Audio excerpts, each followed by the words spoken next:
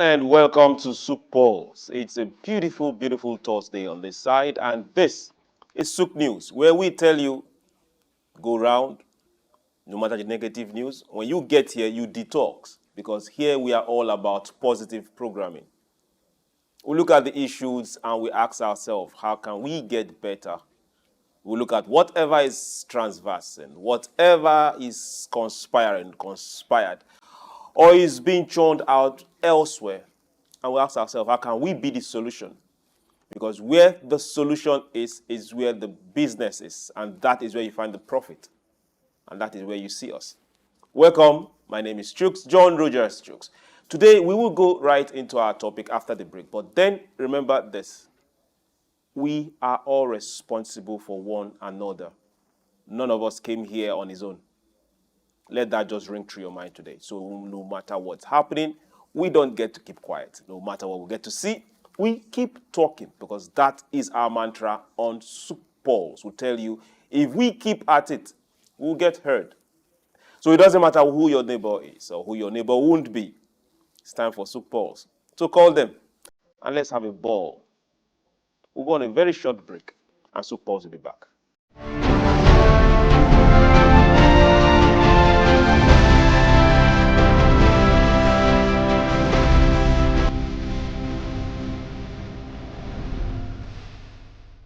Welcome back. It's Souq Pulse, and today we are looking at something that concerns every one of us. Yes, everything we talk about here concerns every one of us. Now, what are we looking at? Now, Africa has been more of a supplier of the best. If you get angry, come here and fight me. But you know what I'm talking about. For Africa, Africa has always been given. Until today, we are still giving. Africa has supplied the rest of the world, not just solid minerals, not just agricultural products, not just labor, but as we talk about labor, we are talking about professional labor.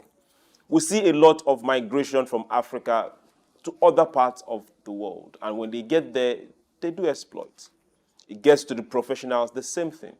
Now, we have some other countries that have aging population, and they need to shore up that workforce.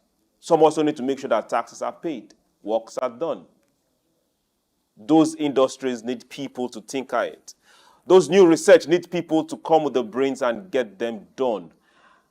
And Africa is where they go to. So it doesn't matter what narrative they give you. Africa has always played a major role in this migration, in giving.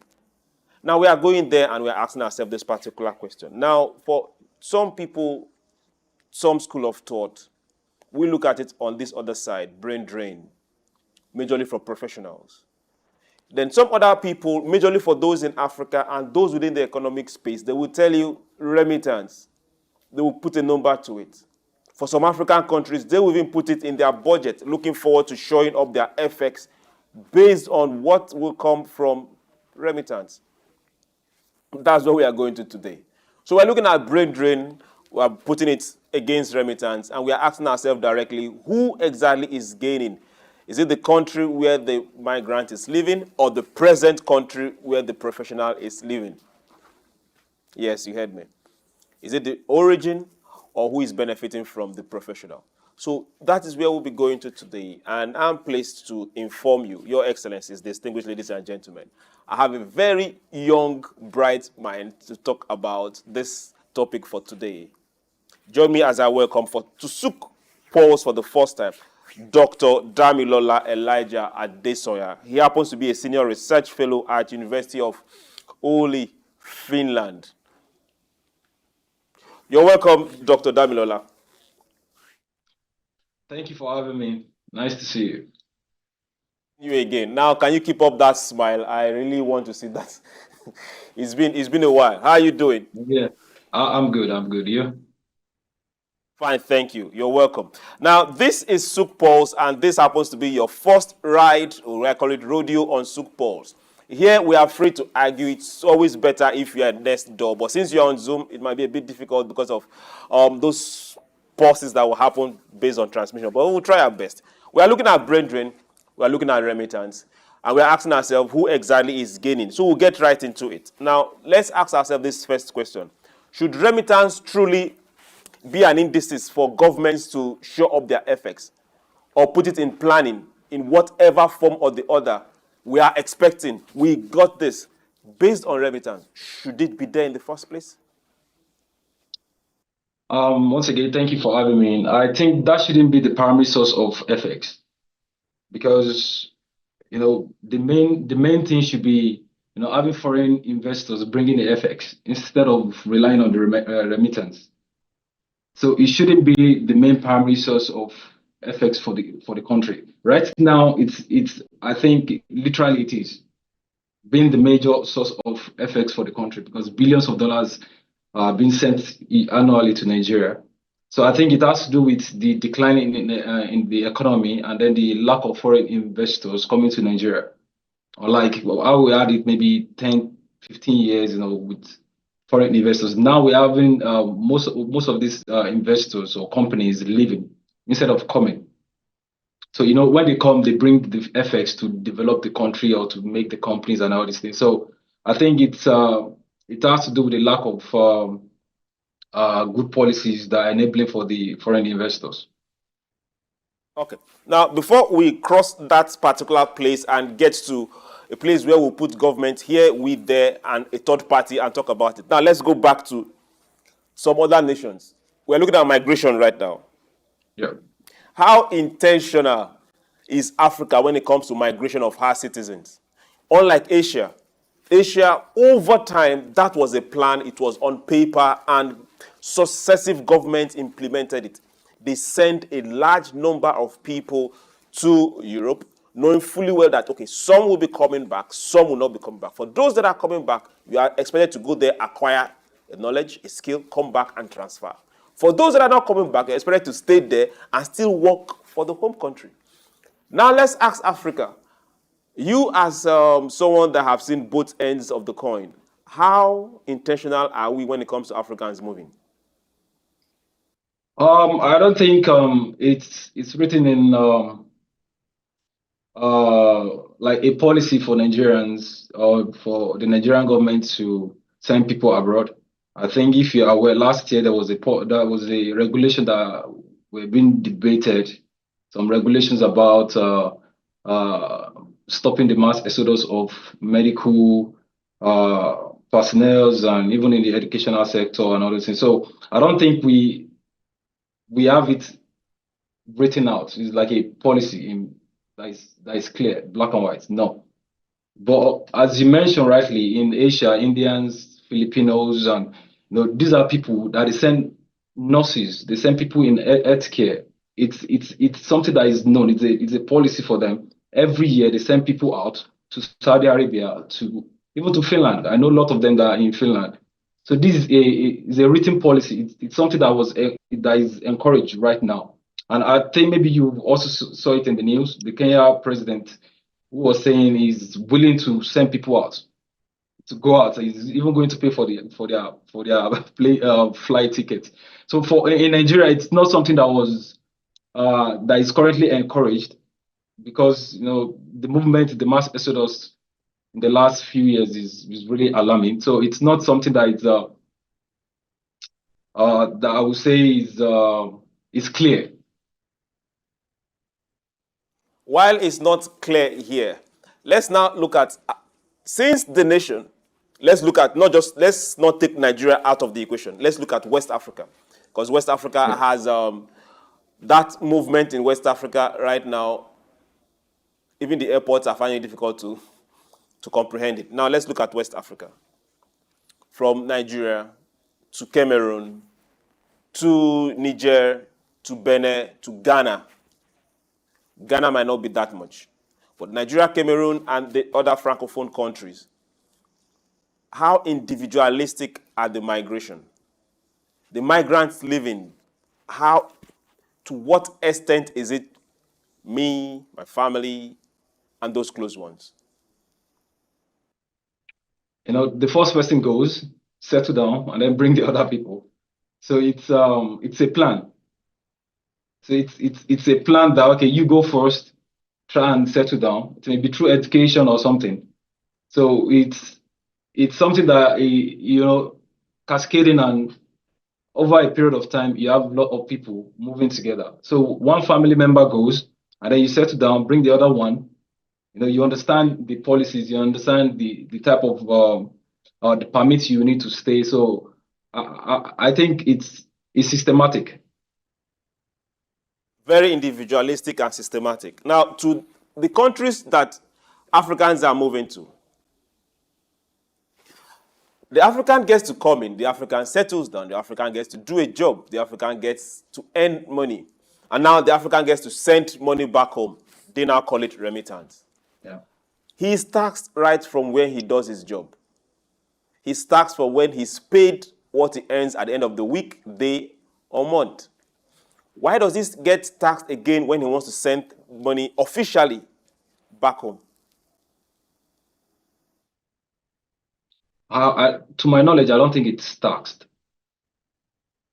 Or whatever means you're sending gets to charge you some fee, some percentage of that money. They charge a fee, just like banks in Nigeria, or if you're making a transfer from one place to another, some banks still charge, or you want to do some transactions. So I think those are like the fees, because they are private companies that need to make profit. How they make profit is from the charges. Though some of them still make profit from the FX, from the exchange. And if you look at the charges, it's just little amount of money. Some even do it freely. I think I wouldn't mention, because that would be advertising. Some of them offer free transactions, maybe for 10 times or 20 times before they start charging you. And the amount they even charge, you can send 1,000 and then they charge you just €5 or even lower than that. So, but they pay tax. But you that are sending, you are not paying any tax. But you get a fee. They are charged a fee for that transaction. They offer you that medium to send that money. So, but from the other money that being sent to Nigeria, it's not taxed, at least to my own understanding. Let's get back to the skilled workforce in Africa, majorly West Africa as we're talking. Now, let's look at Cape Verde. A third of Cape Verde professional workforce live outside Cape Verde. For all other island countries around Cape Verde, 10% of them live outside Cape Verde. For Cameroon, they have major issues when it comes to those in the medical field. Nigeria, the same thing. This movement out of Africa, West Africa, to what extent is it affecting the professional sectors in Africa? Majorly, it's really, really affecting the sectors, especially the medical sectors. And I can give an example of the one I'm familiar with, which is Nigeria. I don't actually know much about maybe the situations in Cameroon or Cape Verde, but the same thing is happening, because there's a lot of people migrating from Africa. And as you mentioned in the introduction, we are like the suppliers. And this time around, we are going willingly, not like 200 years ago. Now we are going willingly. We are even paying to go there to develop. So the difference now is it's affecting the economy. It's affecting the sector. You will say, okay, there is remittance from abroad, or what? What we are talking about is like a double-edged sword, if I want to say it figuratively, because you are getting an advantage and you are getting the disadvantage of this brain drain. So the brain drain is the disadvantage. The remittance is what people are saying, okay, you are getting FX back, you are getting this. But at the end of it, who is going to suffer for that?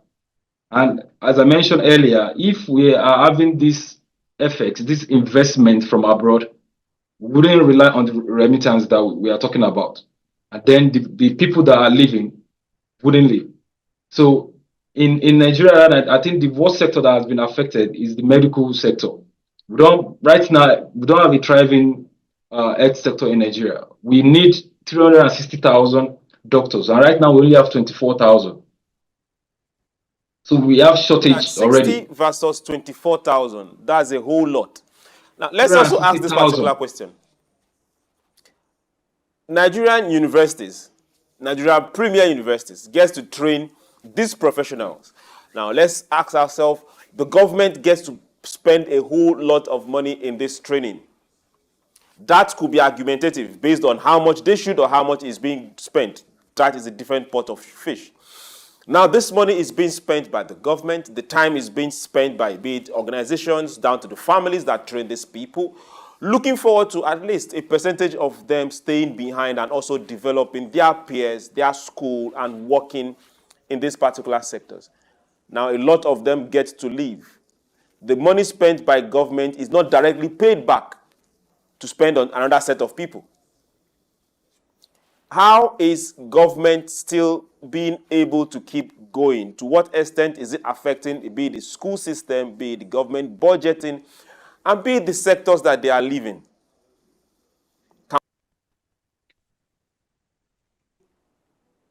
I think the problem originates from the government. Because of the declining of investment in the medical sector. That's where we have this the doctors or the people in the medical industry living. But as you rightly mentioned, there has been investment by the government into the education sector, the public, all these federal universities, they actually subsidize, because if you compare the amount, the tuition fee paid in Nigeria compared to what we have in Canada, in USA, or in UK, there's a large difference between what is being paid abroad and in Nigeria. And this is because the government subsidizes this.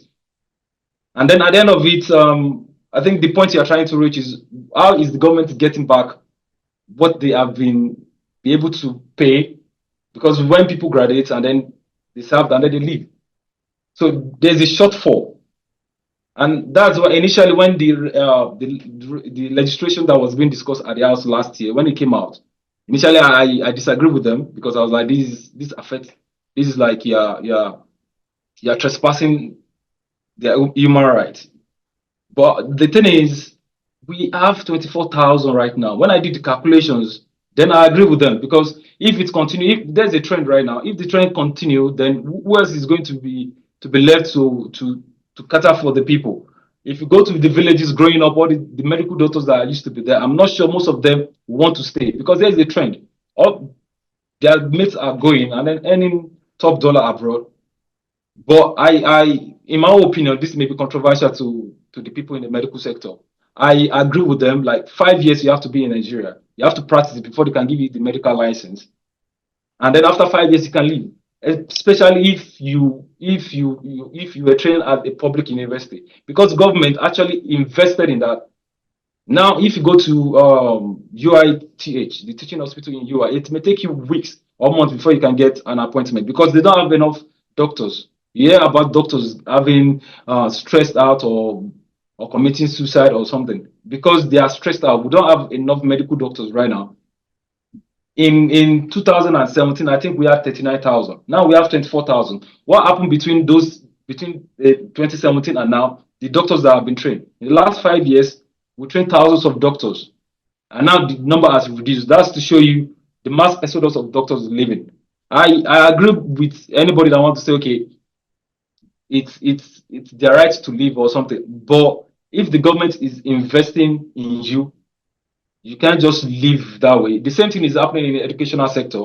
People that the government sponsors out to go and train, is either you come back or you return the money back. That's the government has to get the value for their money back. But again, it has to do with policies. The policies has to change. I understand the situation right now, but the policies needs to change. You understand that the policies needs to change. You pulled the government into this conversation before we even got to the triangle. Now let's stay on the government. Let's look at that particular scholarship we talked about. Now, years back, before I even left school, there used to be several scholarships from government, from oil companies, from several other government agencies, and they were sending students, fresh graduates, MSc seekers, PhD seekers abroad to go study. But one thing was very clear. Over 80% of them never came back. Now, we'll ask this question. How was government recouping these funds that they were spending? Because most of them did not take a loan or did not spend their private monies in doing this. And this is a trend that has been ongoing in Africa for a long time. And nobody takes responsibility for this. is this a direct indices of what the government is that the people are also doing? Yeah, the people see the loophole and then they are taking advantage of it. But recently, from the people that I know that the government have sponsored, for example, for PhD studies, this you need to return that money if you're not coming back, or if you come back and then you didn't stay. I think maybe after 3 years or 5 years you can leave back if you want, but you need to come back and like show what you've learned. Try to train the other people also, but I think the situation back then was even maybe not in the same way they are doing it now. The situation back then was worse than now, because now if the government is sponsoring you, especially maybe the TED fund and other, most of the people I know, either you return the money or you go back and then you stay 5 years or I don't know how many years and then you can leave. So that shows, okay, the government is getting back the value for their money. But back then, maybe there used to be this loophole that people can take advantage of and then don't come back. But now there's risk if you don't come back, and then later on you want to come back. Now let's look at migration in general. Generally, talents move towards where it's appreciated. There is no two ways about it. Yeah. Now let's look at that migration. Africa is having their fair share of it. West Africa is having a boom share of it because it is upon us. To what extent are we going to look at government and blame government for the mass exodus of people out of West Africa? The government will still take the large share. I understand if they're not going to, if we also have our own responsibilities in trying to develop the country, but the government will take the large share of the blame because you have this problem. You should have seen the trend. You need to give these people incentives. We Nigerian doctors are actually like high demand in UK, in Canada. I think in the NHIS in UK, Nigerians constitute about 21 or 27%. NHIS, the health insurance scheme. So the people working with the health insurance, Nigerians, 27% or 21%, I can't get the actual number. So you can see the demand. So with this trend, you are seeing the people leaving. So there should be incentives, for example, incentives like tax, accommodation, because these are people that are valuable to the sector. For us to have a thriving medical sector, we need the best brains. But as I mentioned, the government will take large blame because they know they have access to go away to go and take medical treatment abroad. They know they can send their kids abroad to go and study. So they don't care if the university is out on strike for 3 months or 6 months. They have this attitude towards the medical sector and the educational sector. If my life depend on this, I would actually treat it very well. If you understand what I'm trying to say, if they know they cannot get medical service abroad, they will actually fund, they will invest, and then give these medical doctors or personnel the right thing, the right salary. There were times that they were on strike, and then some of them were not even getting salary. So it's that was, and then okay, your mates abroad, people that maybe left 5 years ago, you could see how they are doing. So again, the government has to take a large blame, and I wouldn't say okay, because everybody has this according to the constitution. You have right of movement, so you can't stop them. But even in the constitution, that's why I said they need to stay 5 years, and I insist on that 5 years, because when there is a public health issue, the constitution said your human rights can be trampled on when there is an emergency in the public health. So if they say, okay, 5 years, you have to wait. In that 5 years, they have trained another new set of doctors. Okay, 5 years, you can leave. So at the end of it, it still has to do with the government. The government has to take the large blame. The investment in the medical sector, in the educational sector, is poor right now. You go to the hospitals and there are not enough beds. That's discouraging for a doctor.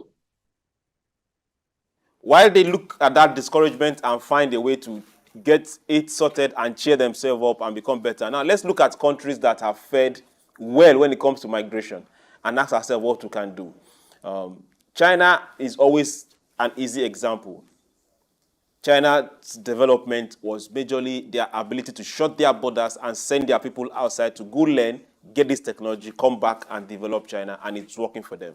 India is not far from here. Yeah. India is the next example. It got to an extent that even an India was the prime minister of UK. I don't care how they put it, but that is what we see.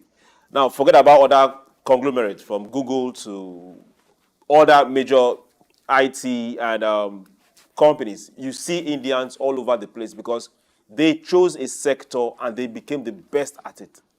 So those that are working outside, those are citizens of countries outside, still remember that there is an origin called home, and they contribute to the development of that home front because there is a government policy on ground to make that work.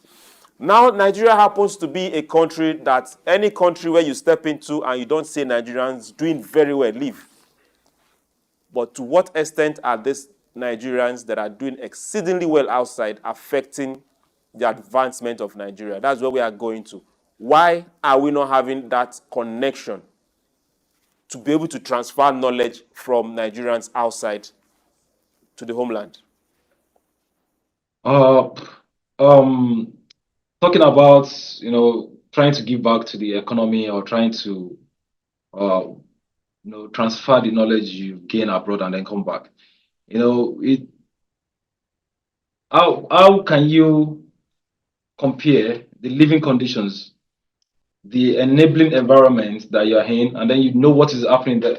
When you have maybe, for example, mates, colleagues, ex-colleagues that are always on trying to ask you for monetary help, and then it's difficult for you to say, okay, now I want to go back, leaving the high wages and then going back to where there are a lot of uncertainties about getting your salary or even the exchange.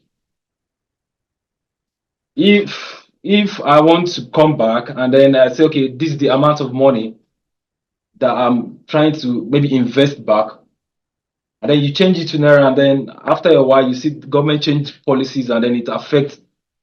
So these are some of the things that will affect the coming back of people, of professionals. Like you mentioned, India and China. These people have a policy, strict policies. I know some of them that they sponsor for PhD, and immediately they finish, they go back. If you compare, okay, what are the differences between the wages of where they are coming from and where they are going back to? You will say, okay, maybe just little. What are the living conditions? There's no much differences. But let's make that comparison between US, Canada, anywhere in Europe and Nigeria. Now, the security issue is also one of the things that is discouraging at the moment. So there are a lot of things that we can use to compare the policies that we have in China or that we have in India or that we have in Philippines. But one thing that I want to say is, because we have, Nigeria, we have more than 200 million people, the human resources is there. We can train these people. As you mentioned, Indians are people that are like, okay, they know, okay, let's train ourselves in this sector and let's be dominant. We have the brains. In IT, we have unicorn companies in Nigeria. Let's invest in this sector. Even if there's mass exodus of people leaving, we have a lot of people that we can train. A lot of people that we can use to replace the people that are leaving. So if we can invest in Nigerians, if we can invest in our population, these are some of the things that can help. If you are leaving India doesn't even, they don't feel it, because they are developing new people. The same thing with China, they're developing new people. Philippines, they actually look at the medical sector. This is where we are good at. We train as much personnel in as nurse, and then we ship them out to Saudi Arabia, to Finland. If you go to most of the hospitals or care houses in Europe, you see a lot of Philippines there. The government encourage this. When other people leave, they are training new people already. So the same thing with Nigeria. We shouldn't expect everybody to come back, especially at this moment when there are a lot of uncertainties. What we need to do is, the people there right now, we have a lot of people that we can develop, a lot of people that are idle, that if you invest in these people, they are going to fill up the spaces that we are complaining about right now. So it has to do with trying to invest in the human population that we have. Now, this is where we'll be going to on the second part of this particular discussion. But before we hit that particular area of it, we'll go on a very short break. Don't go anywhere. Souq Pause will be right back.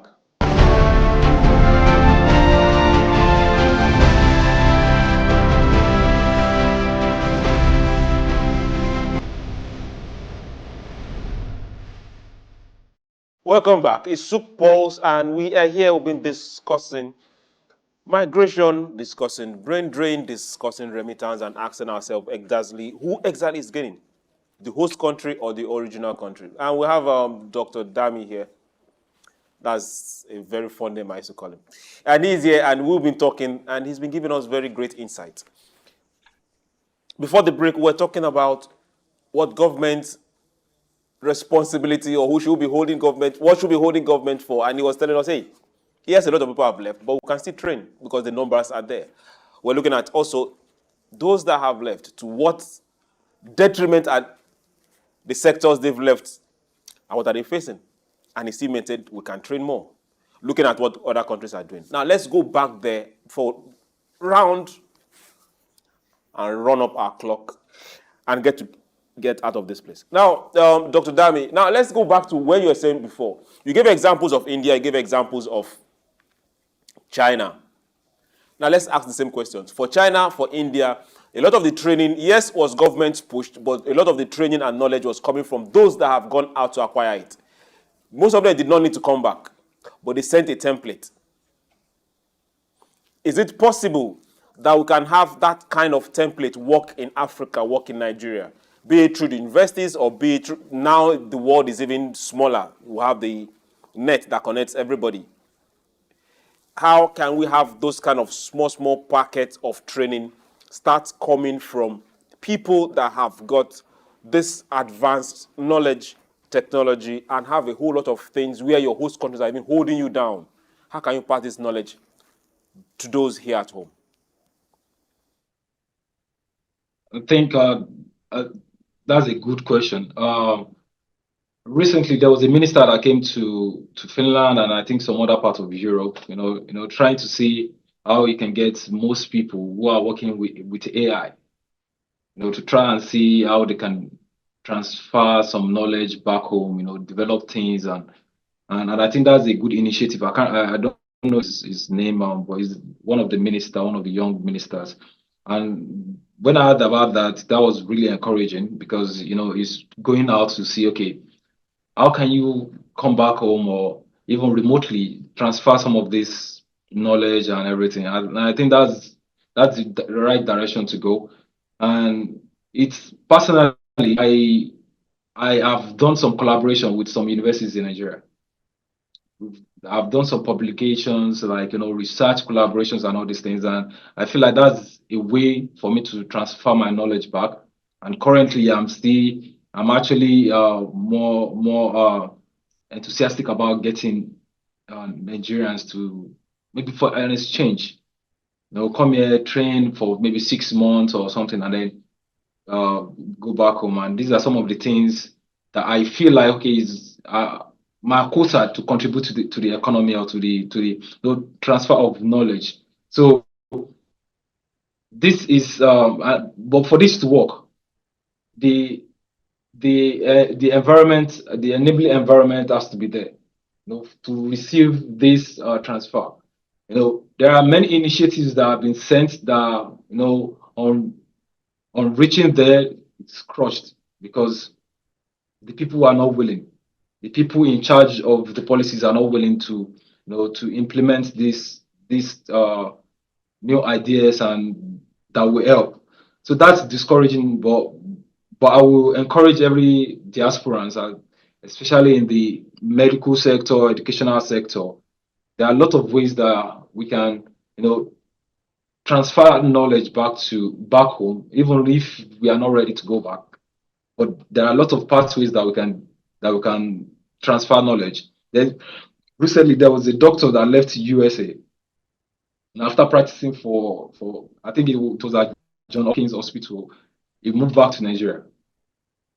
So after practice for like 10 years, he said he's going back to Nigeria to try and train more surgeons and all these things. So this is encouraging, and I think that should be the next step. Even if you are not willing to come back right now, there should be ways that you can help train people, transfer knowledge, new techniques, new technology, how we can, disseminate this back home and improve the lives of the people there. So yeah.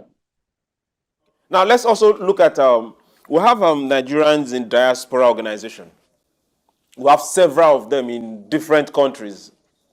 Now let's get to ask, how political are these organizations against being developmental?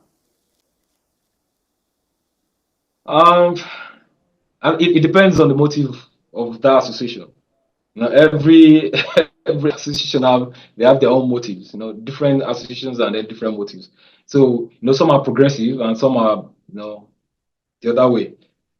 So it has to do with the motives. If the motive is towards progressive Nigeria, trying to associate and see how can we develop people, how can we make ideas that will improve lives back home.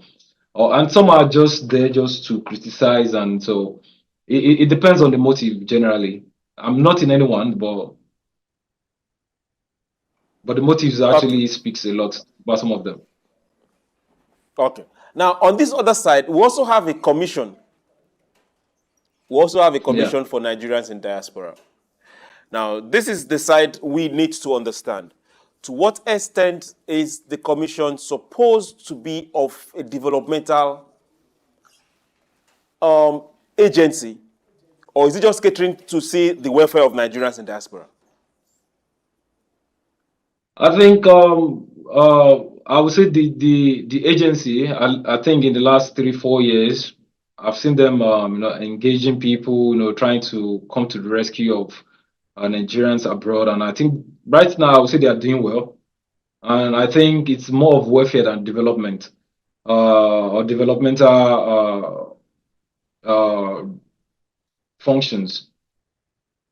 Most of the situations I've seen them as all have been now trying to rescue. Okay, maybe some Nigerians were illegally arrested or molested, and they come to force, and I've seen them work in that aspect. So I don't think it's more of developmental; it's more of welfare, trying to look after the welfare of the people. And this should be the work of most of the embassies, but the embassies are not one of the best places for you to go as Nigeria. You get discouraged going there.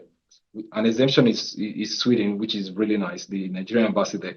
But diasporans, the commission mostly are just when people tweet about situations and then they come into action. I've seen them a lot, so it's more of welfare. Why is more of welfare? And we are looking at our ability to see a very productive Africa, a very productive Nigeria. And we have this set of professionals that have left the country some over 10, 15, 20, 50 years ago. And the population is large. Now we have diaspora organizations scattered all over. We have a commission in Nigeria. In your own words, in your thought, what should they do to be able to transfer knowledge, just like you've said before, to be more developmental to the home front? Yeah, I think there's a lot of things that they can do. And one of them is going to some of these countries, identifying regions or countries where you see a lot of Nigerians, and then going, having like uh, a town hall meeting with people, trying to hear from them. Okay, this is the situation.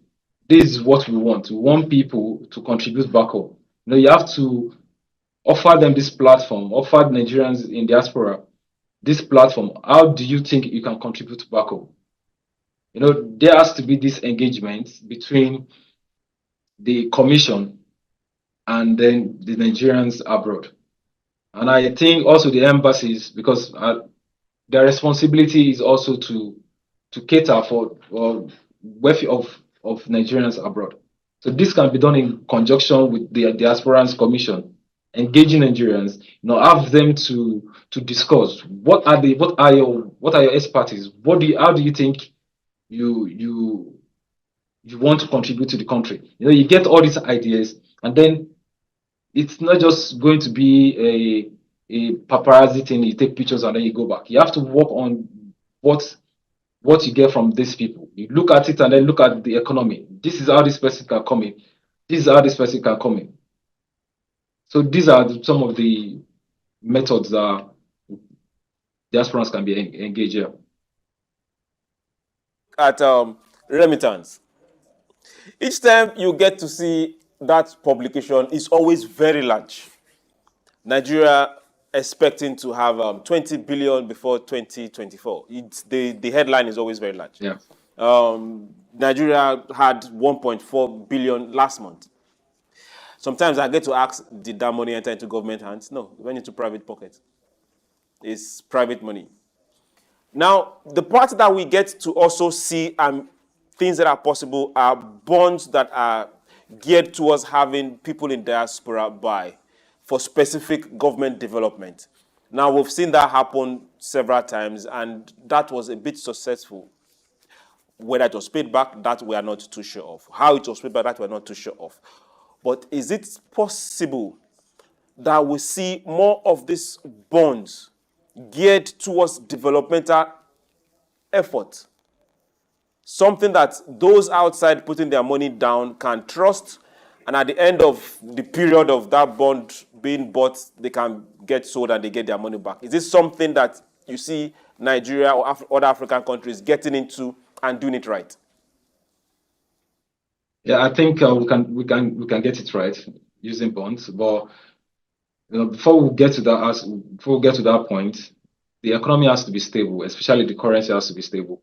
You want to invest, let's say, $10,000, and then at the end of when you get the returns, the value is like maybe 4,000. That's discouraging enough. You buy shares, and then after some point you look at, okay, what is the value in foreign currencies? The devaluation is already there. But there are still people who are still interested in investing in Nigeria, and bonds is one of the pathway that we can get them to invest. And aside bonds, that I think the government has to make corporations, that are looking for investment from people abroad. Okay, this is the investment. The government has to be like the mainstay of this investment to organize it, because that will give the people confidence. This is the investment that we want to make. How much do you want to invest? Call for people to invest in this from abroad. That's another way to get people to invest. Though I know, okay, things, having companies or have industries managed by the government is not really encouraged these days. But these are the ways that you can get people, to invest aside the remittance and everything. And actually, Nigerians are really, because of the culture, and the family kind of culture. Nigerians remit a lot yearly compared to other nations. You tell people that, okay, you send this, and they'll be like, for what? Why? But because of the family sense of belonging and everything, the relationship that we have, and which is really nice. I think Nigerians in diasporas are really, really contributing to the economy. 21 billion, that's like our budget for a year. That's the Nigerian budget for a year. Okay, let's leave our budget for a year. Now, let's ask us this particular question because we are almost out of time. Africa and the host countries where Africans migrate to. As we speak right now, who is gaining more? Where they are migrating to, they are gaining more. Trust me, they are gaining more, because when the people leave, that means they are paying tax abroad. So Nigeria is, and if you look at the current trend of people leaving Nigerians now, they are the middle class and above that are living Nigeria right now. These are people that are paying tax to the economy. So Nigeria economy is losing already. And then the brain drain, which again, to me, the shortfall can be padded or fill up with, trying to to invest in new people to take up that space. We have one of the largest unemployment rates. So these are people, we have to invest in these people. Even if there's a human capital flight, there should be more. We are 200 million people. There are millions of people that can fill in the space. So that's one way. That's one way to do it. Where they are migrating to are the ones that are profiting the more. Let's now look at East African countries. Yes, they also had their issues in migration, but over time they've been able to balance, and they are the ones that are profiting off the migration right now. Egypt, Tunisia, for those that have no conflicts within their borders. Do you see West Africa getting to that point where we'll also get to that curve where we'll now start profiting from our own migration? I think at the moment we are profiting from that. The only thing is there's a shortfall. I didn't Go ahead. I think we are profiting from it. We are profiting from it, but the thing is there's a shortfall which needs to be amended. If it is rightly amended, then we'll be able to. Why can't we export human resources? Why not? We do with football, so why can't we do it in medical sector? Why can't we do it in the educational sector? We develop players and then send them abroad. So why can't we do the same thing? We have a lot of resources. Why can't we do that? Every youngster that is playing football wants to go abroad. And then we encourage that for them to go. Because we know, okay, a new talent will come. We already have new talents that can fill in with the medical sectors or the doctors or the nurses. The same thing with doctors in the university or in the academia. Why can't we have a large population? And that's why the other countries are doing the same thing. China sent people all over Africa. You see them with the construction company, you see them with most of this. They send people out because they have a lot. There's no shortfall with them. Indians do the same thing. They develop people a lot in IT and send them out, because they know they have the facilities and they are investing rightly to build new people to fill in the spaces. Why can't we do the same thing? Not everybody wants to, like, okay, I want to stay, but if they don't want to stay, which is their right, let them go. But the thing is, invest in new people, and that way you are helping the economy. They are paying tax. But if you are not investing in new people, then there's a shortfall, and that's why we are complaining right now. The country is gaining, but because there is shortage, the gain is not evident. That's good. Now, I want to say thank you very much for being part of Souq Pulse today. One thing is for sure, until we climb ahead of that shortfall, we will keep losing when it comes to human capital. Then, like you said, why can't we export human capital in the first place? Thank you very much, Dr. Dami, for being on Souq Pulse today. Thank you for having me. Again, not in a very distant time, though. See you. Thank you. To everyone that has been part of this particular program for this beautiful Thursday, always have this at the back of your mind. Africa needs to get productive. And when I say Africa, every one of us, you listening, you watching, you that will get to watch later, and myself, we have to get productive. So we can't keep talking, lamenting about our own brother, sister, uncle, auntie that have left the shores of this nation. They have to work. They have to provide for their family. So our concern should be, okay, good. Now you've gone. Hope you are okay. How can you contribute to your development quota here in Africa? And for the government, we need those particular policies that will make sure that each person leaving this continent is accounted for. So that by the time they get to where they are going to, they know that somebody important have stepped on their shores. Because who let them go is holding you accountable for holding them in the first place. That way we'll be able to export human capital. It is very necessary. Other countries are doing it. They are intentional about it. So why can't we? These are the same questions Dr. Dami kept asking. Why can't we? Why can't we? There is no single country you step in and you won't see Africans, Nigerians, doing exceptionally well. Now the question is, what exactly is the country gaining from that person in that particular place?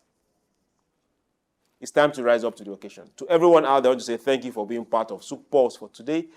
Tomorrow is Friday. We'll do this again. Remember, be your brother's keeper. And don't keep quiet. My name is Chooks. Joe Rogers Chooks. Have yourself a beautiful evening.